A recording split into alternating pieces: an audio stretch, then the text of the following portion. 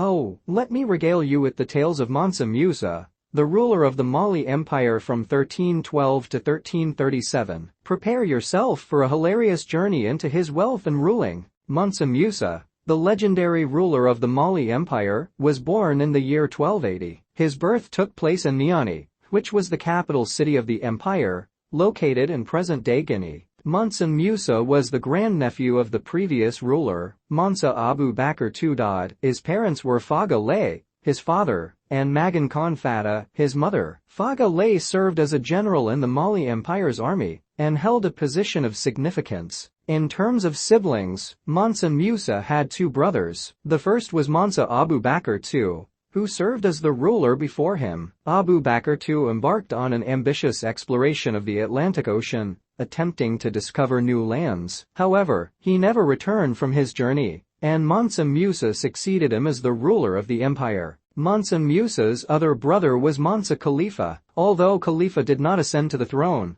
he held a prominent position within the empire. He supported Mansa Musa's reign and contributed to the administration of the kingdom. These family ties played a significant role in Mansa Musa's rise to power and influenced his leadership style. The legacy of his ancestors, particularly Mansa Abu Bakr II, shaped Mansa Musa's ambitions and decisions throughout his reign. Regenerate response. Mansa Musa was so ridiculously rich that he practically had gold coming out of his ears. I mean, this guy was swimming in gold like it was a discount pool party at Fort Knox. His empire was the largest producer of gold in the world at the time, and he made sure everyone knew it. When Mansa Musa went on a pilgrimage to Mecca in 1324, he decided to flaunt his wealth in the most extravagant way possible. He traveled with a caravan of thousands of people, including servants and soldiers, all decked out in gold. Yep, you heard that right, gold. They carried golden staffs, wore gold-embroidered robes, and even had camels adorned with gold.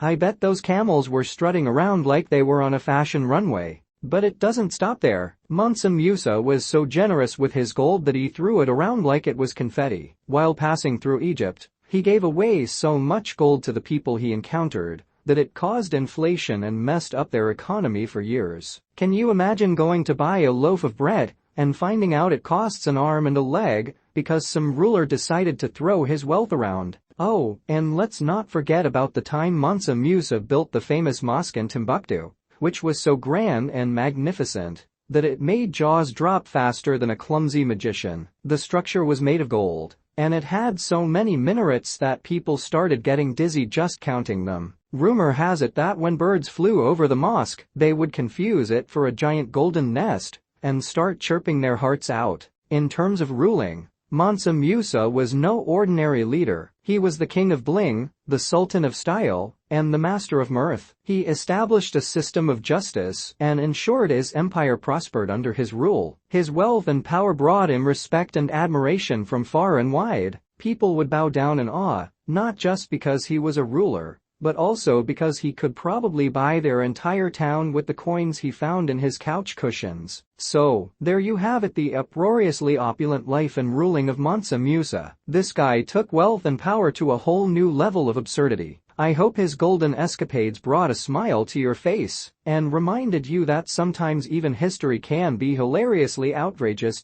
Mansa Musa, the great king of the Mali Empire, had quite the interesting family dynamic. He was married to several wives, as was customary for rulers of his time. Now, juggling multiple wives can be quite the challenge for any man, but Mansa Musa had his own unique way of navigating the complexities of marriage. Let's dive into the delightful chaos of his family life. First, we have Queen Inari. She was Mansa Musa's primary wife and held a special place in his heart. Queen Inari was known for her intelligence, wit, and an unyielding love for her husband. It was said that she had a knack for keeping the king's ego in check with her sharp humor. Imagine Mansa Musa strutting around with his gold Laden attire, and Queen Inari cracking jokes about how he needs a new tailor because his robes were beginning to look like shiny potato sacks. Oh, the banter. Now, let's not forget about the second wife, Princess Amina. She was a force to be reckoned with, a woman of immense beauty and a fiery spirit. Princess Amina had a talent for turning any mundane situation into a hilarious adventure. Legend has it that she once pranked Mansa Musa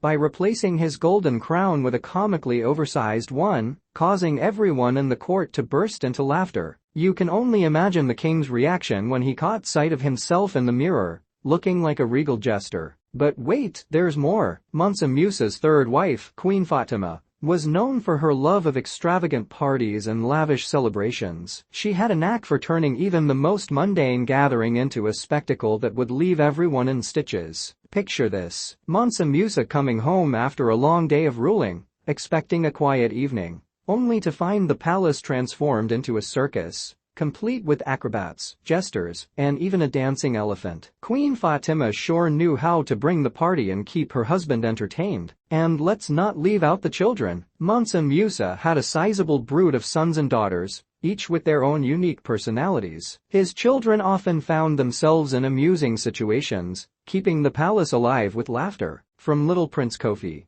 who had a knack for mimicking his father's grand gestures and had the court in stitches, to Princess Zara, who had a penchant for pulling pranks on unsuspecting guests. The royal offspring never failed to inject humor into the family dynamics. The household of Mansa Musa was like a never-ending comedy show. Each day brought a new set of adventures, mishaps, and laughter. Whether it was a hilarious misunderstanding between the wives or the children, staging a comical rebellion against their father's strict rules, there was never a dull moment in the royal household. Of course, amidst all the laughter and jest, Mansa Musa remained a loving and devoted father and husband. He cherished his family and valued the joy they brought to his life. The family bond was strong, and it was this unity that gave him the strength and support to rule with wisdom and compassion. So, there you have it, the uproariously entertaining family life of Mansa Musa. Love, laughter, and a healthy dose of humor filled the walls of his palace. From witty banter between wives to children pulling pranks left and right, it was a family like no other. May their stories continue to bring smiles to our faces and remind us of the joy that can be found even in the most regal of households. The warriors of Mansa Musa. Brace yourselves, folks, for I'm about to regale you with a hilariously epic tale of the mightiest and quirkiest warriors that ever graced the Mali Empire. Get ready for some side-splitting laughter as we delve into the world of Mansa Musa's unconventional fighters. First up, we have the ticklish tornadoes. These fearsome warriors had a unique approach to battle. Armed with feathers, they would sneak up on their enemies and mercilessly tickle them into submission. Imagine the chaos on the battlefield as the opposing army wriggled and squirmed with laughter, unable to fight back. The ticklish tornadoes turned battles into uproarious tickle fests, leaving everyone rolling on the ground in stitches, quite literally. Then we have the silly saber slingers. Now, these warriors took combat to a whole new level of hilarity. Instead of wielding traditional swords, they brandished oversized foam rubber sabers. With every swing, the enemy would be met with a comical boing sound and a soft bop on the head. The silly saber slingers turned battles into a slapstick extravaganza, leaving both friend and foe in stitches. Who knew foam swords could bring so much laughter to the battlefield? But let's not forget about the dancing daggers. These warriors had moves that would make even the most skilled breakdancer jealous. With their graceful and acrobatic maneuvers, they could dodge enemy attacks and strike back with dazzling precision. But here's the twist: they would break into spontaneous dance routines mid-battle, incorporating twirls, spins, and even the occasional moonwalk. Picture a warrior deftly avoiding a sword swing, only to bust out a flawless pirouette and then resume fighting. The dancing daggers turn warfare into a hilarious mix of combat and choreography. Next, we have the giggling gladiators. These warriors had an uncanny ability to find humor in the direst of situations. Whether it was a comical mishap or a clever one-liner, they could turn the battlefield into a stand-up comedy stage. Imagine a fierce battle scene, and suddenly, one of the gladiators would drop their weapon, do a silly dance, and tell a knock-knock joke to their opponent.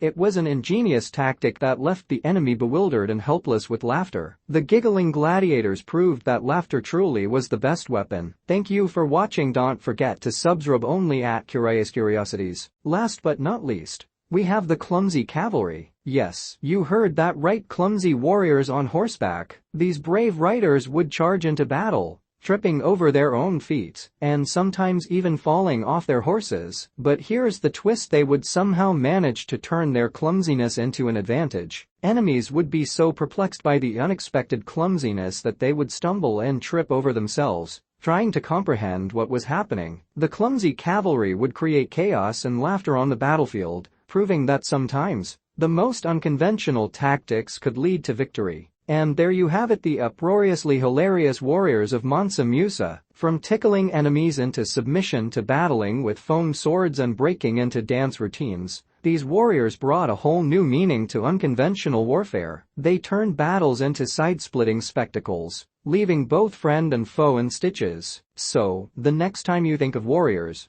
remember the ticklish tornadoes, silly saber slingers, dancing daggers, giggling gladiators, and clumsy cavalry. They were the champions of laughter in the Mali Empire. The exact details of Mansa Musa's death are not well documented, and there are different accounts regarding the circumstances of his passing. However, it is believed that Mansa Musa died in 1337, near the end of his reign as the ruler of the Mali Empire. One account suggests that Mansa Musa died during a military campaign or expedition. It is said that he was leading an army to suppress a rebellion or expand the empire's territory when he fell ill and passed away. However, the specifics of the campaign and the nature of his illness remain uncertain. Another account suggests that Mansa Musa died peacefully in his palace in Niani. According to this narrative, he reached old age and died of natural causes, possibly due to a combination of age-related ailments. As with many historical figures,